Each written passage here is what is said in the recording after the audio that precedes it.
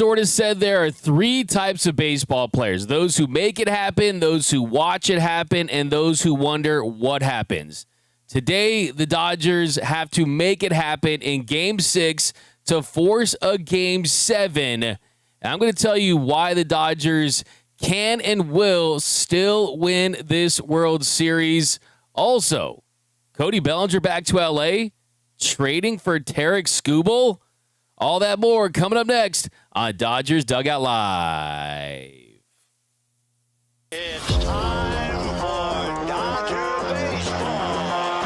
Welcome to Dodger Stadium. This is the golden age of Dodger baseball. The Dodgers are building a dynasty. You got it, Warrior Parade.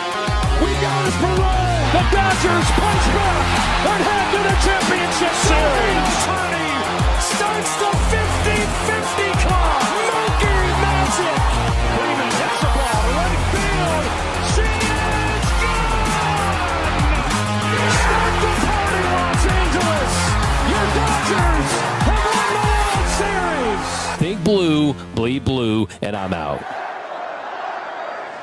What is up, Dodgers Nation, and welcome to another episode of Dodgers Dugout Live, the #1 Dodgers podcast and Dodgers show on YouTube. My name is Doug McKain. I cover the Dodgers for Dodgers Nation, a credentialed member of the media. You can follow me on X and Instagram at DMAC_LA.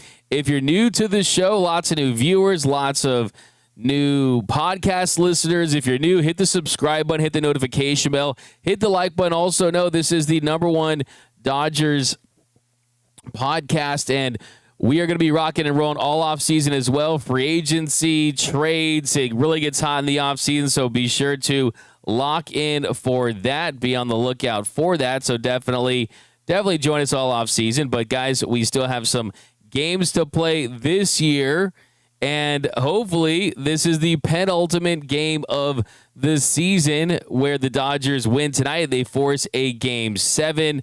Very excited about tonight's matchup. You got Yoshinobu Yamamoto on the mound going up against Kevin Gausman.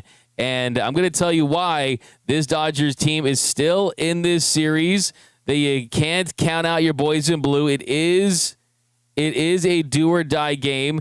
Today's Dodgers Nation poll question of the show, I asked you guys over on the X, do you still believe that the Dodgers are going to win the 2025 World Series? And right now, 59% of Dodgers fans still believe, and 41% of Dodgers fans say it's over. So I'm going to tell you why you should believe. And there's so much to get into, and I know we've talked a lot of preview stuff, and we did a show just last night at midnight, so we're back on pretty quick. So we are going to kind of lighten the mood and talk about some fun topics a little later with the possibility of Cody Bellinger. Could you re-sign him? I also have an exclusive interview with Scott Boras that we'll play in a little bit, so be on the lookout for that. But there's so much Dodger baseball to get into, so let's get right into it. Leading off, the hottest story in Dodger baseball. All right, the hottest story in Dodger baseball is tonight is Game 6. The Dodgers facing elimination. You have to win to continue your season. It is do or die for the Dodgers. And just looking at it, big picture, if I told you at the end of the season, when there were so many concerns about the Dodgers bullpen, when there were so many concerns about having to play in the wild card round and having to play the Phillies and the Brewers, and the fact that this is a Dodgers team did not finish with a top 2 seed in their league, if I told you that the Dodgers had an opportunity to win 2 games to win the World Series, would you have taken it? I'm guessing you would. If I had told you that the Dodgers would have an opportunity to win 2 games to establish a dynasty for really the first time in this franchise's rich history, a true championship dynasty, this franchise has never won back-to-back titles, and you're 2 wins away from doing just that. If I told you that you could have just 2 games for a dynasty, 2 games to send Kershaw off with a World Series, 2 games to go back-to-back, and you had Yoshinobu Yamamoto on the mound, the best pitcher in this postseason, a guy that's trying to do something that has been done a long time. Kurt Schilling, 3 straight complete games, 2001. Oral Hershiser did it in 1988. And I was on the field when Oral Hershiser was meeting with Yoshinobu Yamamoto, and they took a picture together before Game 5, and that's what Oral Hershiser suggested. Hey, more complete games, more dominance out of you. We think you can do this. The last 2 games that Yamamoto has pitched were the highest game scores of his career, meaning they were the 2 best games of his career. So think about this. You got 2 games to win, and you have the best pitcher that you could possibly want in this situation going tonight with an opportunity to force Game 7.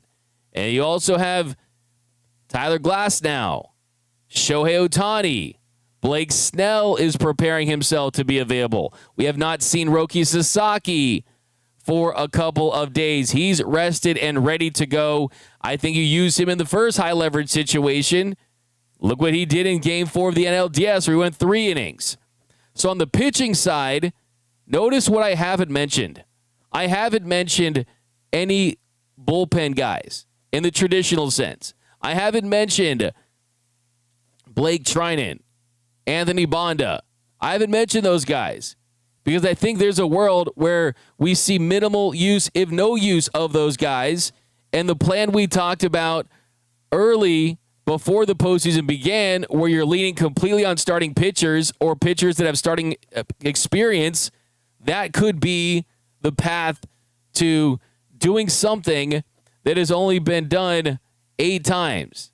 And this is a Dodgers team that has the talent to do it. In 2018, when the Dodgers won that 18-inning game, it was fun. There were mistakes. And yes, you collapsed in Game 4. But the truth is, I don't think there's anyone out there that would argue that the 2018 Dodgers were better than the 2018 Red Sox. I don't think there's anyone out there that would argue that. And yes, the Blue Jays have been more fundamentally sound. Their at-bat quality has been better. They've gotten these incredible performances from some of their starters, mainly Trey Savage. And yes, they have played like the better team outside of 2 Herculean all-time great performances, one from Shohei Ohtani where he reached base 9 times and had 4 extra base hits in Game 3, and Yamamoto, who pitched a complete game in Game 2. This Dodgers team, for the most part, hasn't played up to their potential.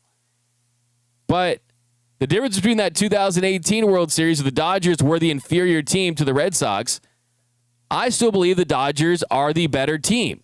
The Dodgers are the more talented team.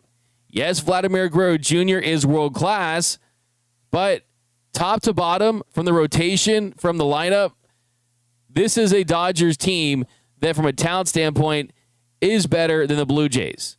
But the Blue Jays have played like the better team so far throughout this series, but there's a reason why it's a 7-game series. There's a reason why better teams usually win when it's a longer series. And that's why you got to give this Dodgers team a chance. Yes, the bats have been down. Yes, the hits have not come in bunches. Yes, they've scored just 3 runs in 2 games. But at some point, when you're due, you come up big.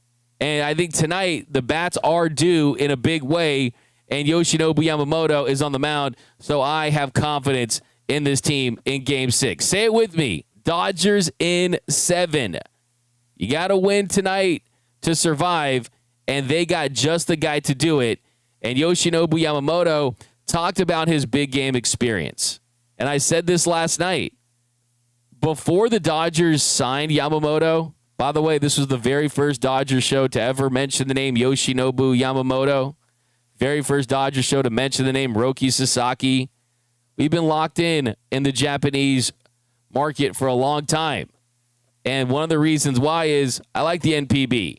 And before the Dodgers signed this incredible dude, Yoshinobu Yamamoto, I watched the 2023 Japan Series Game 6, the Hanshin Tigers against the Oryx Buffaloes.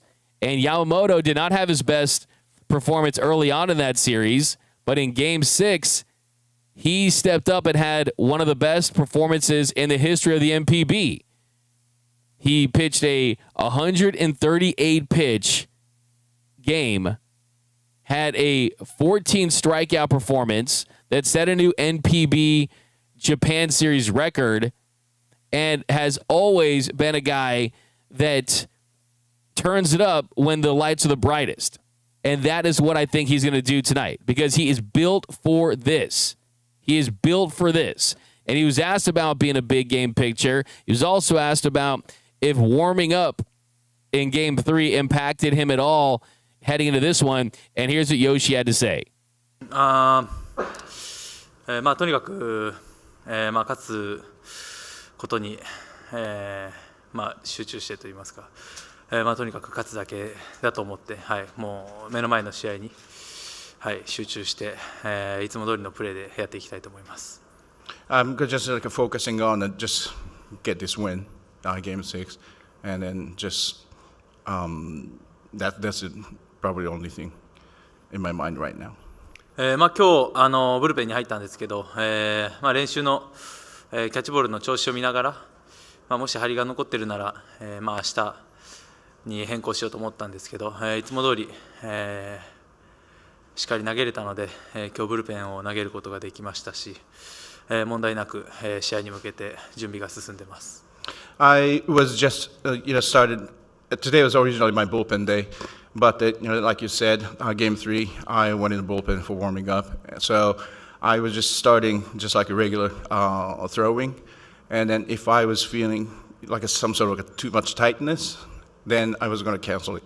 But I felt really good, so I just threw a pen today.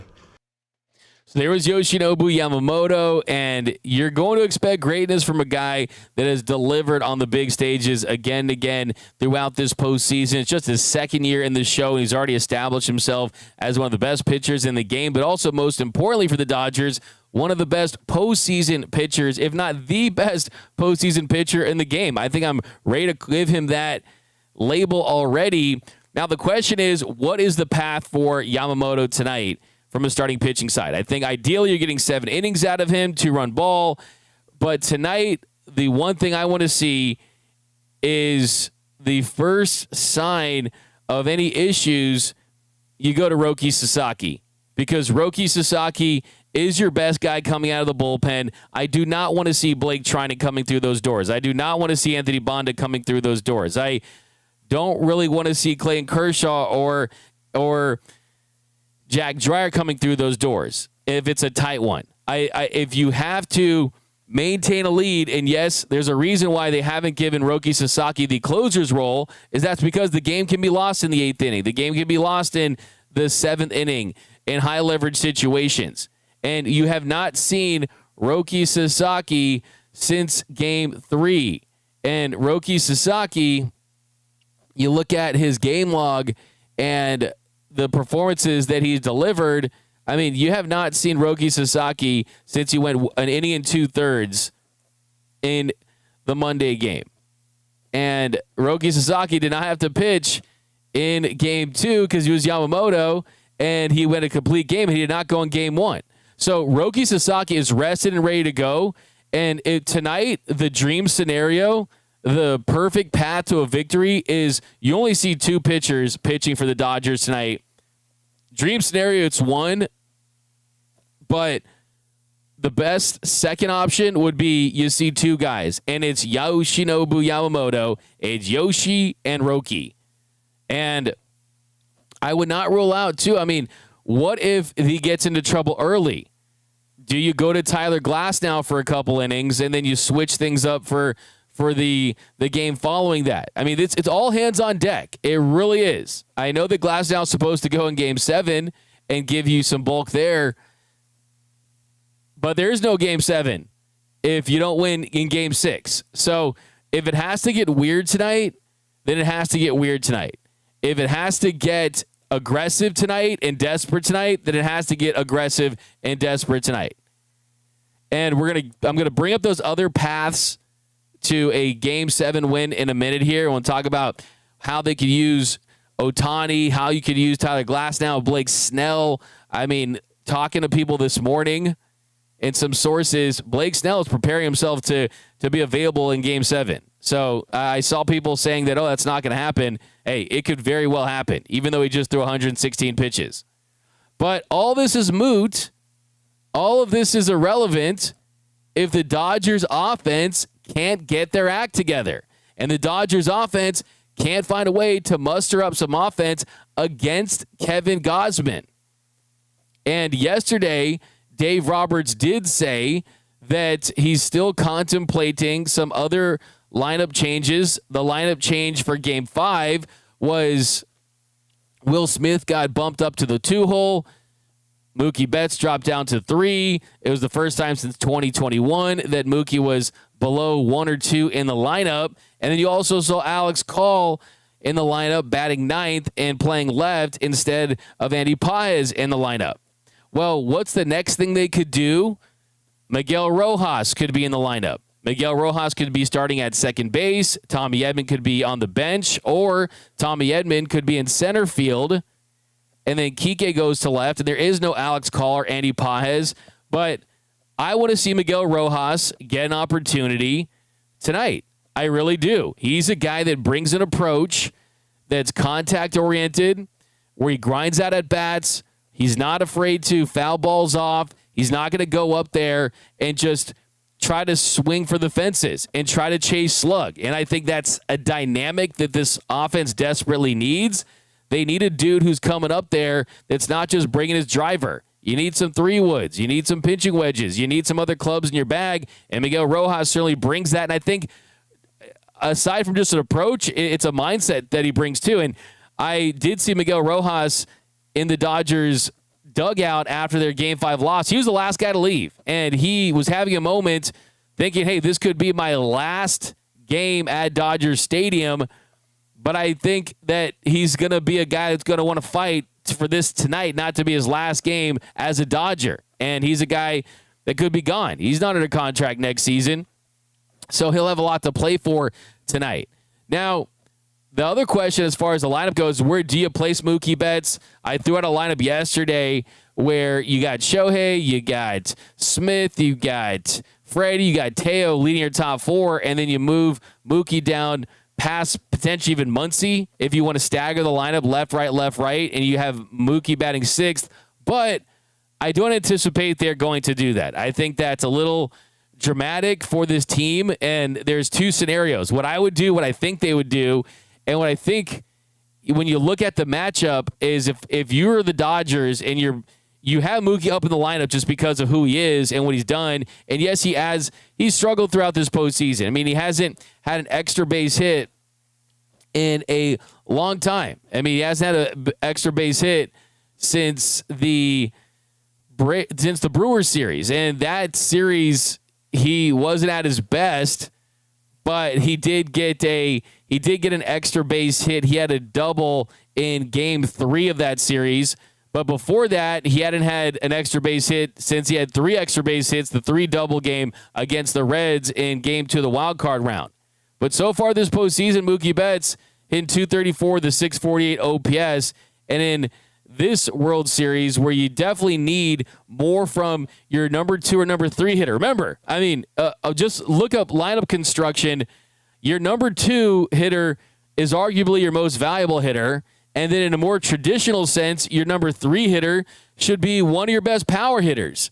And the truth is, they have a dead bat in Mookie Betts who's batting 2 and 3 in this series. I mean, that's just the reality of this.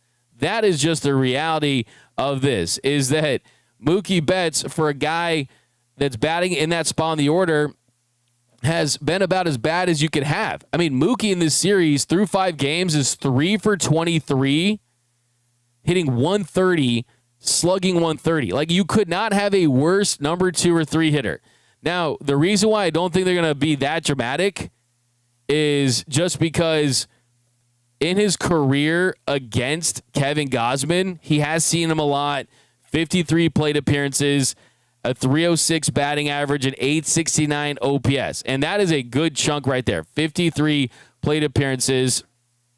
And that could give Dave Roberts the reason to put him back up to the 2-hole, batting behind Shohei Ohtani, just giving him some confidence, saying, hey, we're going to need you to step up for the next couple of games, get some hits, put pressure on the pitcher, not be this fly-out Mookie Betts. I mean, it's weak contact. It's flying out. You're seeing that back shoulder going underneath pitches and just staying low. And the at-bats just have been bad. He needs to square some balls up and get on top of some baseballs and put the ball in play. But where this really just kills the Dodgers lineup is you do not give Shohei Ohtani opportunities to produce runs. Look at these numbers. In the World Series, the number 9 hitter for the Dodgers is hitting .091 with a 130 on base and a .091 slugging percentage in 23 plate appearances. The number 2 hitter, that's been Mookie Betts and Will Smith, they've combined to go 174 batting average, a 269 on base, and a 174 slug in 26 plate appearances. You're just not optimizing Shohei Ohtani. You are not maximizing him. And it's not just him putting the ball in play. It's they're not going to pitch to him because no one is setting the table for him and no one is protecting him batting behind him. They're just not capitalizing on Shohei Ohtani. And then the question becomes, hey, if those guys can't get it done, why are you leaving Shohei Ohtani at the leadoff spot? Think about that. I mean, if Mookie Betts is batting leadoff, does he get more pitches to hit because they're afraid of having him get on base, draw a walk, put the ball in play, and then Shohei Ohtani's got a runner on base? I mean, this could be a flat-out disaster if they don't turn things around just from an overall lineup construction standpoint. And overall, this Dodgers team, we know how bad they've been, and that's what they need. One thing you need to see tonight, who's going to step up? Because we saw early in the season, we saw throughout this year that it was Shohei Ohtani mostly. When guys were having down years, it was Shohei Ohtani that's going to win another unanimous MVP, a tremendous offensive season. Who is going to step up tonight and say, hey, we're the Los Angeles Dodgers, we're not the Los Angeles Ohtanis? Because this series, just look at up and down the line, okay? Shohei Ohtani, he's making the most of his opportunities. Even the last game off the bat, it was over 117 miles per hour. 117 miles per hour for Shohei on that rocket shot that was caught by Addison Barger there in the 6th inning. That was hard contact. He did have a pretty nasty strikeout on a slider down the way that was in the zone. But still, for the most part, you got to feel good about what he's able to do at the plate. Freddie Freeman, Teoscar Hernandez, they've been decent this series. Freddie Freeman, an 850 OPS, but he's hitting 250. Has the home run and a double. He's 5 for 20. And Teoscar Hernandez actually has quietly been pretty solid. He's got some infield hits. Yes, in the box score, those look like they're 120 miles per hour line drives off the bat. Teo, he's 7 for 22 this series, hitting 318. He has a home run as well and an 830 OPS. Had a home run earlier in this series, and those guys have been hitting pretty well. Outside of that, though, Will Smith hitting 238 with an extra base hit. Max Muncy is 3 for 20. Kike Hernandez did have a home run in Game 5, but his on base is at 200. He has 10 strikeouts and 19 at-bats. Tommy Edman, I would say, has been the worst of the bunch, hitting 3 for 21. Alex Call and Andy Pages, they've combined to go 2 for 22, batting at the bottom of the lineup. And then Mookie Betts, like we mentioned, 3 for 23, 0 extra base hits, a 361 OPS, and himself saying that he's been terrible throughout this series. Someone else needs to step up. It starts with an approach, and that approach has to be getting Kevin Gausman to work up in the zone and take advantage of those fastballs when you get them. But let's hear from some of these Dodgers players and get to the source as to why this offense has struggled the way it has. Here's the Dodgers offensive players all sharing their thoughts as to why this Dodgers team has struggled so mightily at the plate this series? I can't put any. I don't want to speak on anybody else, but for me personally, I've just been terrible. I've been terrible, and there's no. I wish it was from lack of effort. I really do, but it's not. So I don't have any answers. I feel fine. I mean, everything's fine. I'm just not hitting. We all know what we're capable of, and we haven't done it for 2 games. So maybe day off will cool them down over there, and will reunite us.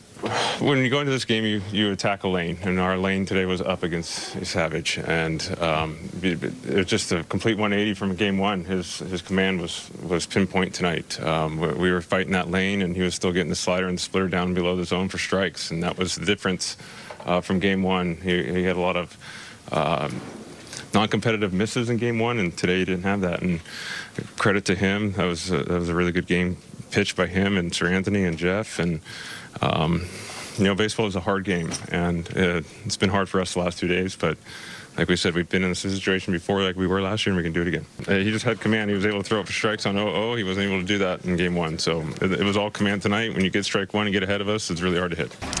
We got to hit the ball. You look at what they're doing. They put the ball in play a lot, and it's finding spots. And we're not putting the ball in play a lot. And when we do, it seems to be finding their gloves. So we got to find a way to get the ball in play a lot more. And luck will turn. We're just not having good at bats. Why is that? I don't know. I don't know. He's throwing strikes below the zone. Obviously, the approach is to try to get him up, and he didn't hardly throw anything up in the zone. He just kept it all down, and he was getting strikes, and it's tough. It's tough to battle against that. Well, when that's happening, what kind of adjustments do you guys try to make for that? I mean, that's a hard adjustment to make because you can't start chasing the ball down because then he just starts going lower in the zone.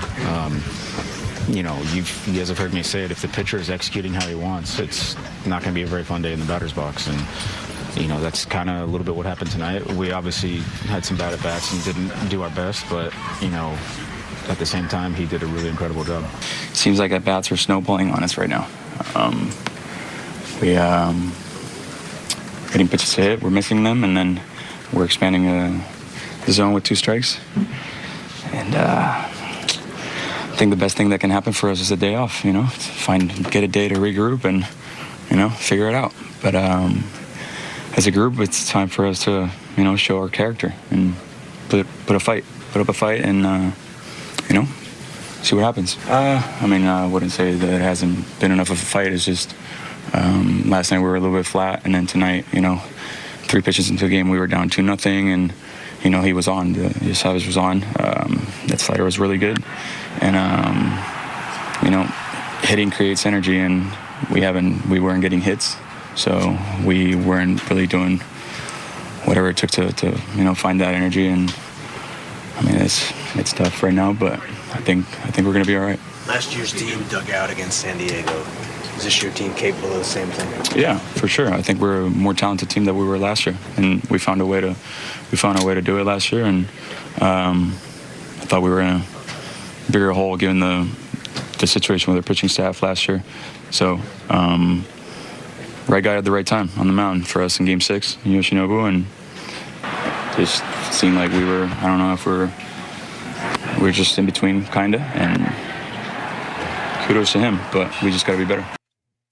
It just takes an inning, and I think an early lead would go a long way tonight for the Dodgers, and just all of a sudden, guys step up. Hitting becomes contagious. You take a walk here, you get hit by a pitch there. The big home run is huge, and I think this is a Mookie Betts legacy game. It really is. Just let's call this what it is. It's a Mookie Betts legacy game, especially if Dave Roberts is going to stick with him in the number 2 or number 3 slot. I give Mookie Betts a ton of credit in Los Angeles, the market that this is, the pressure cooker that this is, to step up and look directly at the cameras and say that he's been terrible.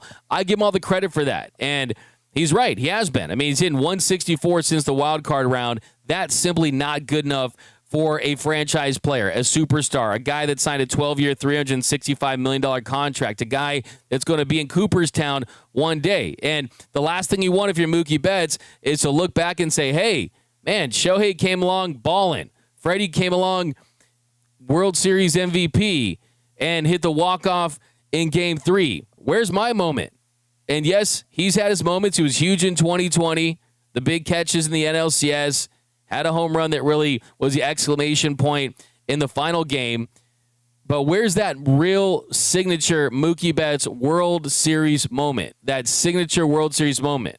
Last year, he put the ball in play to put them on top in a sac fly against the Yankees. But I'm talking the Shohei stuff. I'm talking the Freddie stuff. Where is that for Mookie Betts? And that is going to be a big thing tonight for him, is just focusing on what he's able to do and trying to help this team win. Baseball is incredibly hard. It is. And they couldn't hit sand if they fell off a camel in games 4 and 5. But tonight, this group, they need to step up, and they need to find a way to do it big in Toronto. Because think about this. This team has had 0 extra base hits. 0 extra base hits with runners in scoring position. I mean, think about how insane that is. Think about how wild that is. I mean, as a group, this team in the World Series hitting 201, 296 on base, 354 slugs, 79 weighted runs created plus. Blue Jays, they're not hitting 201, they're hitting 282. They're not on basing 296, they're on basing 392. They're not slugging 354, they're slugging 436. Dodgers are getting out hit, Dodgers are getting out slugged, and the biggest issue, too, is they're creating more run-scoring opportunities. The Dodgers have been awful with runners in scoring position this series, just 6 for 30, 0 extra base hits, hitting 200 in just 36 plate appearances. They've been outscored 29-18. The Blue Jays have been just a better team. Since the wild card round, the Dodgers hitting 214 with a 666 OPS. That's a good number for Halloween. By the way, I was in such a bad mood this morning just because I hate the fact they're in this situation. The vibes are picking up. I think they're going to win tonight. But you know what I was going to do? I had my Halloween costume all ready to go. I was going to wear my full Shohei Ohtani uniform. I was going to wear the Shohei Ohtani uniform that I have with the pants and everything. And then I even had a unicorn mask that I was going to wear with my Dodgers hat and put the unicorn through the hat like this. And even this, I got a decoy. Look at this I bought this from Tokyo, Japan on eBay. I even got a prop with decoy. So I was going to be my Ohtani unicorn costume, but instead, I feel like this wasn't the time for that with the Dodgers trailing in the series. Want to be a little more serious on this show, but still, I mean, let's be honest. Come on. Would that have been hilarious?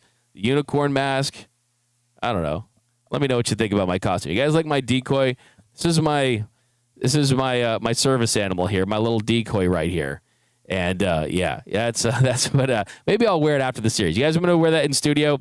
But let's be honest. This is a Dodgers team that they have the potential to get this done, and we know that with Dave Roberts, I mean, they're 5-4 on the road when facing elimination. Rest of Major League Baseball in that since 2016 is 27-47.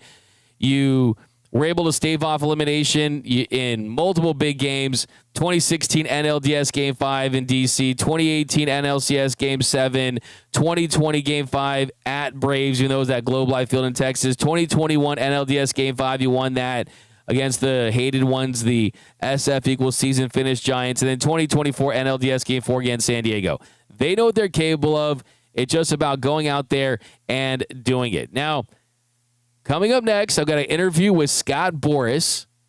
We'll talk some Cody Bellinger, and then we will get into your dog cheap maintenance. Come on. You guys know, come on. For Halloween, I'm using my Mookie jersey with some shorts and a straw hat. I'm going on vacation already. Wow. I'm going to get to your comments. LOL, Ohtani had way more at-bats than Kirk. You guys are delusional. It's over, dude. Yeah, it's okay. Dodger fans in the comments. It's always good. We do miss Vesia. I mean, think about this. No Vesia. Tanner Scott was a bust. Kirby Yates was a bust. Blake Trinan has been a bust in the World Series, but they still have starting pitching that can mask that. And if the offense comes alive, you have a big chance. But I'm going to go to my interview with Scott Boras. And we come back, we're going to talk some free agency, Tarik Skubal, Cody Bellinger, and then we're going to end the show. We got some Dodgers Yoda. Go Dodgers, let's. We'll do that a little later. And then going to tell you the Game 7 path to victory if they can win Game 6 on the pitching side. But here's my interview with the most powerful agent, the most famous agent in the history of sports. And that is Scott Boras. I caught up with him at the World Series. And by the way, he also told me some stuff off the record too. And all I got to say is that the Dodgers... Scott, you got a couple minutes? Yeah, how you doing? How you doing? We are here with one of the most powerful men in baseball, Mr. Scott Boras, joining us here at Dodger Stadium, leading up to the World Series. First of all, Scott, I know you've probably been asked this question before. Does this talk the Dodgers are ruining baseball? I want your thoughts on that narrative. Are they ruining baseball, or are they good for baseball? Well, I must tell you is that intellect, commitment, trying to be the Goliath at what you do, isn't that America? Isn't that what we're truly about? And in any sport, when you're trying to be a repetitive champion and doing is one of the hardest things to do. And in baseball, we haven't had it happen since the Yankee era in 98 and 99. And so consequently, we all know that of all sports with no salary cap, our sport has the greatest promise for any team to win in a number of different ways. We had 6 teams in the playoffs this year that are in the lower echelon of payroll and 6 teams that are in the higher, which is evidence of the fact that going into the playoffs, there's kind of an element in baseball where you have to do more than spend money. You have to think, you have to plan, you have to do things to make sure that your club is going to be competitive in the season and in the offseason. It's got your client, Blake Snell. He's been fantastic for this team. He said he wanted to play in games like this, series like this. How happy are you, and just how excited have you been to see your client, Blake, excel with the Dodgers, and how much of him signing here was about series like this and chasing championships with this club? Well, we knew going in that Blake Snell is what I call really a trophy pitcher, and that he has about the best performance of any pitcher in baseball after July 1st. And Andrew and I sat down, and we knew that there were years he threw 120, 128, 104, 3 out of the last 4 years. But the thing was that the Dodgers really knew how to manage Blake.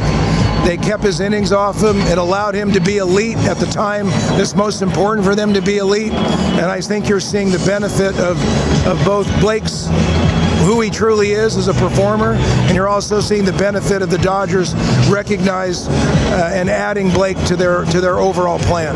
And about that injury during the year, I mean, how much of it was, hey, I'm on a team that has 4 or 5 aces, they can carry the load, and I don't have to pitch 200 innings and make 30 starts to be in the postseason. Now he looks like he's as fresh as ever, really carrying this team to another championship. Well, certainly I think Blake and the Dodgers all knew that Blake could have probably thrown earlier than when he came back. But the Dodgers' plan was, we want you elite, we want you rested, we want you ready to go for this last quadrant of the season and the playoffs. And I think understanding that, Blake knowing it, the Dodgers being on the same page, I think it's worked out for a tremendous result to have really elite skill at the most important time.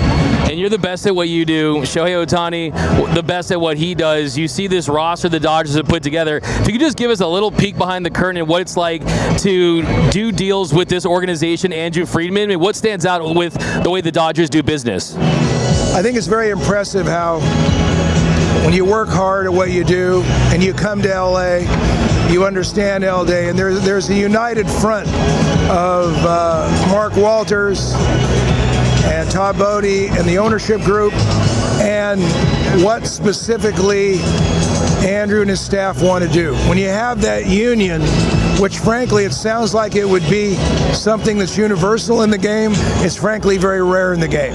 Because the idea of trusting the staff to do what they want to do in the manner they want to do it, supporting it, and also the staff knowing that I've got a plan not only for today but for tomorrow.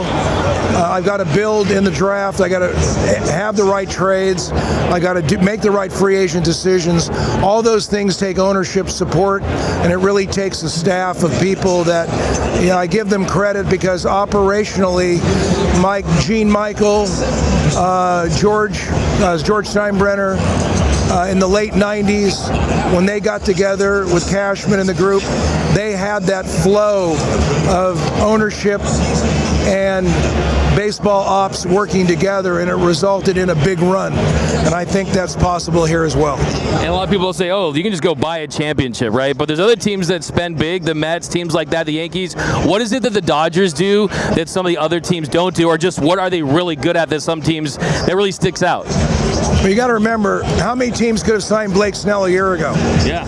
You know, like you talk about, so every club can afford a $30 to $40 million player. Why didn't they sign him long term? They didn't.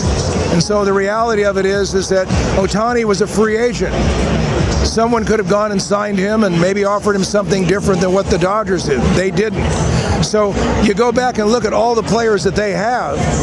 A lot of teams could have traded for Mookie. Freddie was a free agent. How many teams could have signed him? They didn't. And a lot of it has to do with the qualifying offer. They didn't want to give up the draft picks for Blake or Freddie to sign them. So all those things are decisions that clubs could afford. They did not make, and it resulted in the Dodgers preemptively doing it at the right time for them. So it's not how much can you spend, it's why you spend it, when you spend it. And that is an opportunity that all the teams had with many of the players that are actively playing on the Dodgers today. Great to hear. A couple more, Mr. Boras. Do you think there will be a potential lockout, and do you think the Dodgers winning will have anything to do with it? You know, when baseball's at its best, the franchise values, the economics of the game are driven by media rights. Our media rights are most potentiated by, we have an NBA contract where the ratings are so far below, postseason, regular season, they're so far below what the NBA is. Our content is double that of the NBA. And yet our rights fees are half of the NBA. That should be corrected in 28 when all the teams have the ability to form a union to go out and market the fees. It'll increase franchise values. It'll dramatically increase revenues. So baseball has this opportunity, and to in any way stop the flow of that because of labor issues that do not have anywhere near the value of what the media rights will bring, I don't think is good business for anybody. It's great to hear. Okay, last question. Cody Bellinger, a free agent, beloved by Dodgers fans. This team might need an outfielder. Would he consider coming back here? Do you think he might want to be a Dodger? Well, one thing I don't do during the World Series, I don't talk about free agents, so I want to keep the focus on the game. So, but I think Cody had a great experience here, Rookie of the Year, MVP, and he was Hollywood ringing while he was here. So I think that players who have those kinds of experiences over the years are always very welcoming of anywhere like that. Awesome. Last question, Scott. What are you most looking forward to for the rest of this series? Well, obviously, I have Scherzer, who we represent, throwing tonight, and I've got Snell throwing in Game 5, so I'll have a little bit of a knot in my stomach for those, no doubt. Awesome stuff. Well, Mr. Boras, we thank you so much. Join us here at Dodgers Nation, and enjoy the rest of the series. Thank you so much. There was Scott Boras, my man. I've gotten a chance to talk to him a good amount of times last couple of years, and yeah, I mean, he's a really cool guy. I know some people think he's this, he's that. I mean, he really loves baseball, and I mean, if you kind of get him going, he will say some stuff. And you saw at the end, asked about Cody Bellinger, and the question is, would the Dodgers be interested in Cody Bellinger? And we're going to do deep dives on this next week for sure, but just some quick stuff on Belly. The season he had with the Yankees, it was impressive. His age 29 season is going to be his age 30 season next year. But in 2025, he had 272, had a 125 weighted runs created plus, a 4.9 F4 season, hit 29 home runs, 98 RBI. You look at the ballpark, did he benefit from that? That's fair. But you look at where Bellinger is at, and he's really improved. He really has improved as far as his down years with the Dodgers and then kind of picking himself off the mat and just putting himself in a position to get a nice payday and sign a long-term deal. And when you look at contract projections, could it be 6 years, 150 plus million, 170 million? You're probably looking anywhere from 140 to 170 million, something in that range.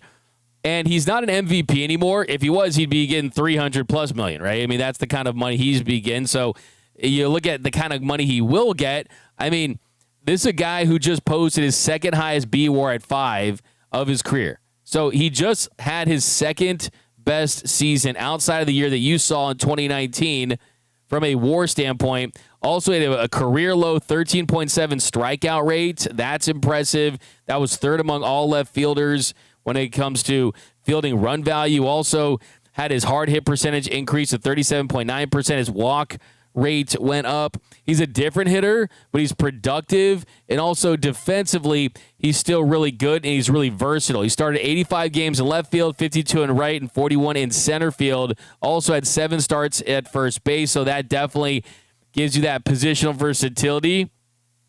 And the Yankees, we'll see. Does he come back?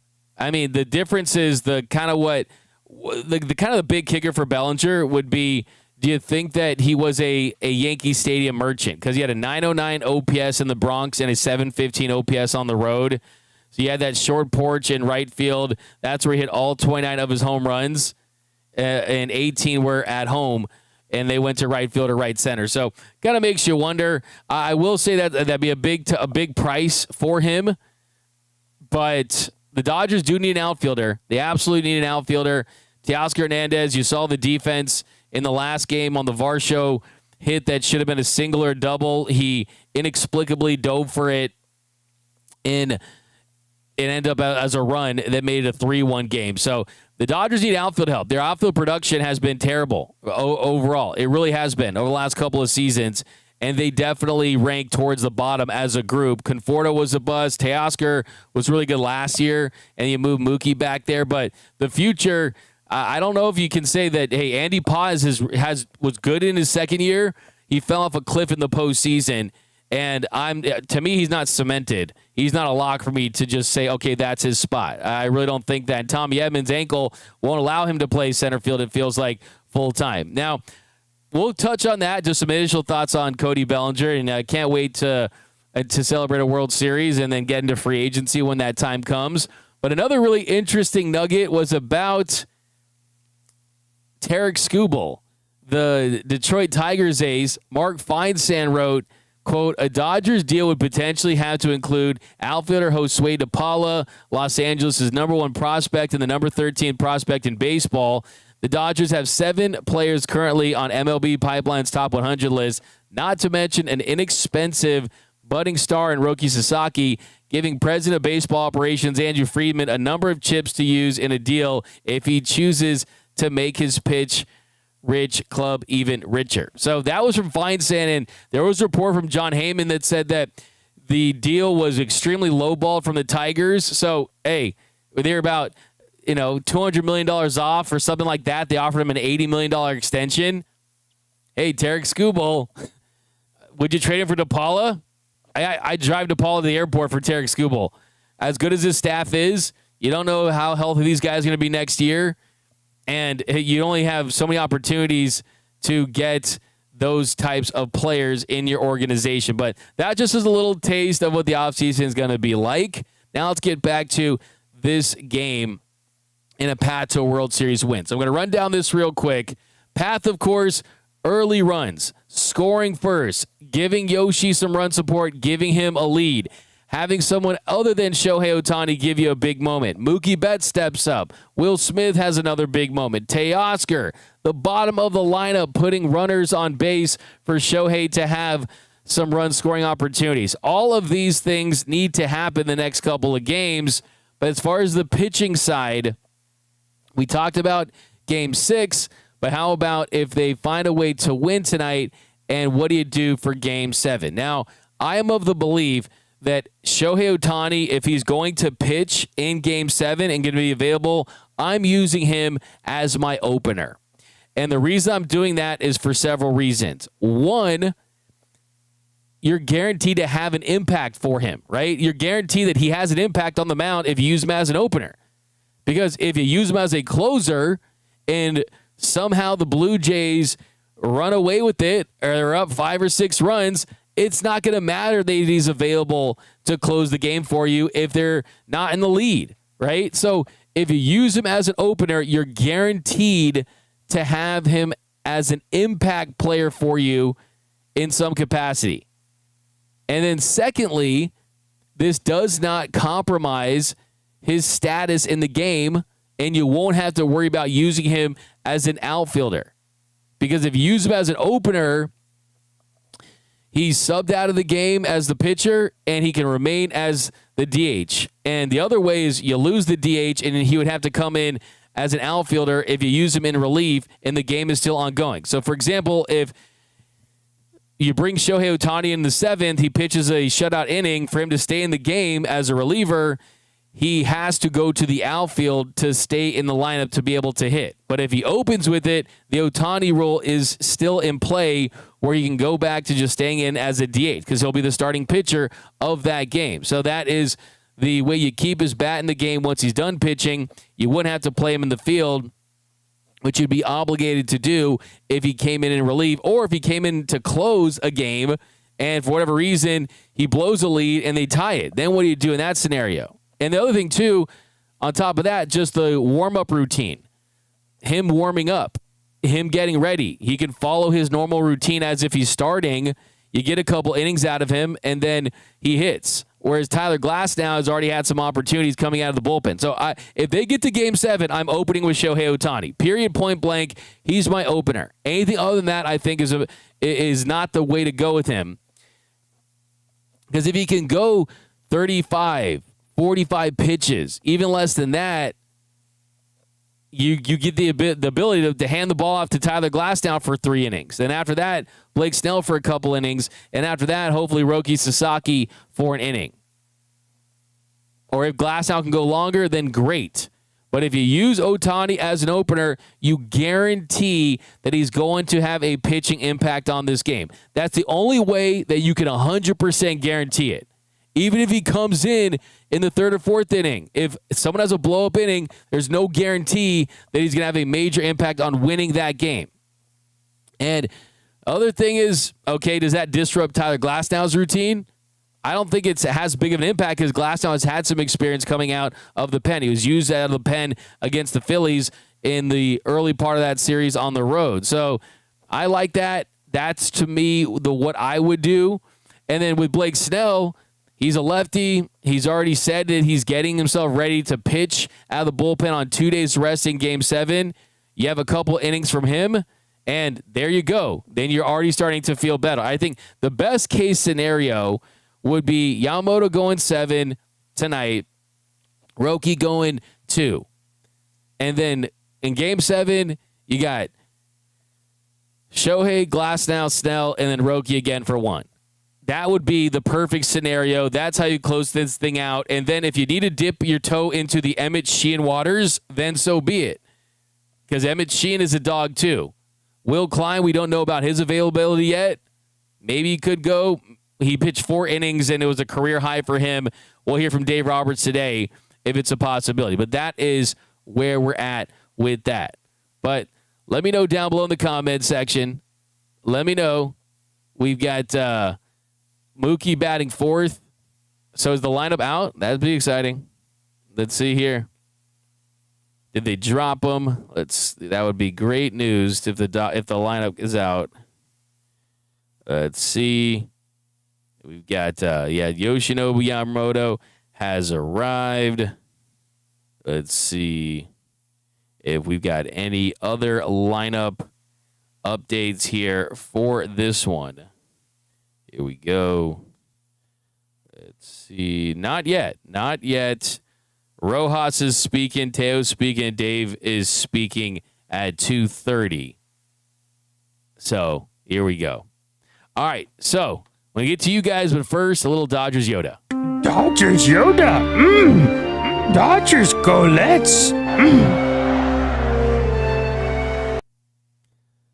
So tonight, the key to a win is the bats have to wake up.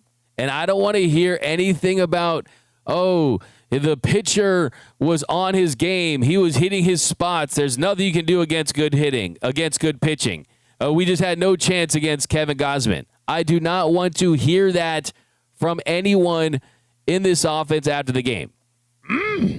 Do or do not. There is no try. Hit or hit not. There is no try. You have to hit. Find a way to put the ball in play. Find a way to draw a walk. If you need to lean in and want to take a hit by a pitch, do that. Do whatever it takes to compete and show some fight. And yes, they have been bad last couple of days, but use that as a reason why you're going to have success tonight. That lull, that ebb before the flow should put you in a better spot, because we know that the greatest teacher is failure, right? The greatest teacher failure is offense. Bad has been. Strike swing at you must. Home runs hit you will. So let the home runs come naturally. And the last thing here is it's about creating a dynasty and creating a bigger legacy for this team, where this team could go down as one of the greatest teams ever. It could join the conversation for the best teams ever. 2 wins. Only need you. Dynasty. Have you will. Baseball team greatest. Conversation. Will be in. So that's the difference. This team is going to be either a team that won 1 World Series against the Yankees, or it's going to be a team that's immediately going to join that conversation for the best teams in the history of Major League Baseball. Because that's what happens when you win back-to-back titles. That's what happens when you create a dynasty and you already have a roster that's filled with all-time great players. Now you just need the championships and multiple championships, because that's the club right there. Like, if they lose tonight, yeah, you can win next year, and then if you say, okay, they won 2 in 3 years and they won 3 in 5 years and that kind of stuff, you could pick the dynasty up next year if they win again, but that's next year and there's no guarantees. But I just want to make something very clear. This is not a dynasty if the Dodgers lose tonight. This is not a dynasty if the Dodgers lose in Game 7. It's that simple. You could still say the Dodgers are the best run organization in baseball. You can still say they put themselves in the best situation to have a chance to win the World Series every year. But I do not want to hear the word dynasty in the same sentence with the Dodgers unless they win this championship. Dynasties are about winning it all, and that is what they need to do tonight. All right, let's take your comments, guys. I know you've been waiting. I know you have been waiting. And, oh, cool, they're not going to win tonight? Sweet. We got someone who said they're not going to win tonight. Brian. Brian has the DeLorean from Back to the Future. He's been to the future. That's awesome, man. How'd you get Doc Brown's DeLorean? That's awesome. You have a time machine? You have the almanac? That's awesome, man. I'm glad for you. I'm happy for you. You should bet on this game. Bet your whole life savings on this game since you've seen the future. Oh, my gosh. You've seen the MLB scriptwriters. I'm so happy for you. What a boring take. When anyone says, oh, they're not going to win tonight, it's not a take. It's just, hey, I know nothing, so I'm just going to say something and hope that it's right, because there's always a chance that one team can win, another team can win. Give me a reason. Give me a take instead of, the Dodgers aren't going to win tonight. Oh. I'm so tired of that stuff. It's so funny to me. And I'm so happy you have Doc Brown's. I'm so happy you have Doc Brown's DeLorean. But here, let's go to the 7th inning stretch, and we're going to read all of your takes. The 7th inning stretch.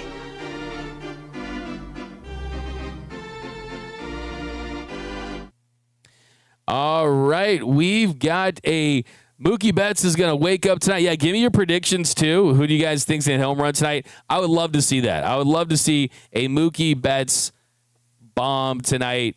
I got Shohei going deep. I also think Will Smith crushes a bomb. He almost hit one in Game 3.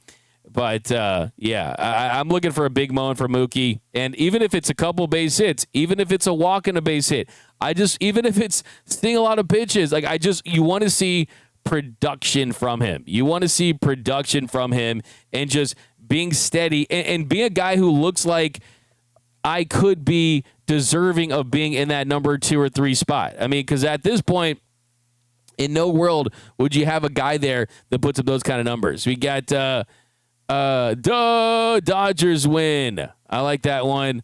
Only reporting that Mookie is hitting fourth. Okay, so there you go. Mookie Betts batting cleanup. So he moves down the lineup like we suggested that he did. And that tells me that you're going to see the lineup that I've been pushing for. Do the Dodgers watch this show? Does Andrew Friedman watch this show? Because that's a lineup that I've been pushing for. I'm hoping that it is Ohtani, Smith, and Freddie. And it should be in that order. And then if Mookie Betts is there, that's fine. By the way, all the Blue Jays trolls, just so you know, every time you comment, it helps the algorithm, and I love it. So thank you so much. I appreciate that. And we'll see what happens. And I hope you're in here after the Dodgers win tonight and win tomorrow. So, yeah, I mean, I think that's a good spot for Mookie. I really do. I mean, you get him down the lineup, take some pressure off, and hopefully you get some slug out of that. And that's definitely a lineup switch. And then we'll see what happens with Miguel Rojas if he's in there as well. But all right, guys, that is going to do it for this episode of Dodgers Dugout Live. And we are going to go live when the lineup comes out on the LA Sports Report. So be ready for that. Go to the LA Sports Report on YouTube. We're going to be live over there talking about the lineup, talking about any changes they did make. We'll hear from Dave Roberts over there as well. So I appreciate you on that, guys. But hey, say it with me. Dodgers in 7. Dodgers in 7. Dodgers in 7. Let's get it. Hey, when you think of blue in baseball, you think of Dodger blue. You don't think of the Dodger. You don't think of Blue Jay blue. It's Dodger blue, okay? That's what it is. That's where it's always been, and that is always going to be the case, okay? So say it with me. Dodgers in 7. Don't stop believing. And we'll see you guys after. Okay, we've got Dodgers in 6-7. There you go. Dodgers in 6-7. I like seeing that. All right, let's see here. Make sure there's no more updates at the end here. Here we go. All right. Yeah, Mookie Betts hitting cleanup for the Dodgers. Miguel Rojas at second base and Tommy Edman in center field. Guys, if you've been watching the show, this is the lineup that I've been pushing for over a week now. Rojas at second, Edman in center field, and Mookie Betts is hitting cleanup. I love this. I think this is the change that we needed to see, and it tells you that Tommy Edman can play center field, and he's going to gut it out. Rojas gives you a better at-bat, and Mookie Betts hitting cleanup. So this is the move. I still think that I would have dropped – you guys saw my ideal lineup yesterday. So on yesterday's show – this is the lineup that I threw out there that I think is the Dodgers' best lineup, and that's Shohei 1, Smith 2, Freddie 3, Teo 4, Muncy 5, Mookie 6, Kike 7, Rojas 8, and Tommy 9. That was my ideal lineup, but clearly they've got, I'm guessing, either Muncy or Teo's behind Mookie. It should be Mookie behind Teo and Muncy, but that's what it is, and that is the update here. So that is going to do it for this episode of Dodgers Dugout Live. We'll talk more about this on the LA Sports Report coming up an hour from now. So I love that, and thanks for the updates. And see you guys in a little bit. Say it with me one more time. Dodgers in 7. Dodgers in 7. But that's going to do it for this episode of Dodgers Dugout Live. Happy Halloween.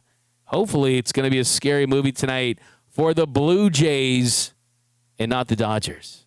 See you guys in a little bit. My name is Doug McKain. You can follow me on X and Instagram at DMac_LA. Hit the subscribe button. Hit the notification bell. Hit the like button for your Los Angeles Dodgers. And remember that nothing, absolutely nothing, brings us together quite like Dodger baseball. And until next time, think blue, bleed blue, and I'm out. Start the party, Los Angeles! Your Dodgers have won the World Series! And when the upcoming winter gives way to spring, rest assured, once again, it will be time for Dodger baseball.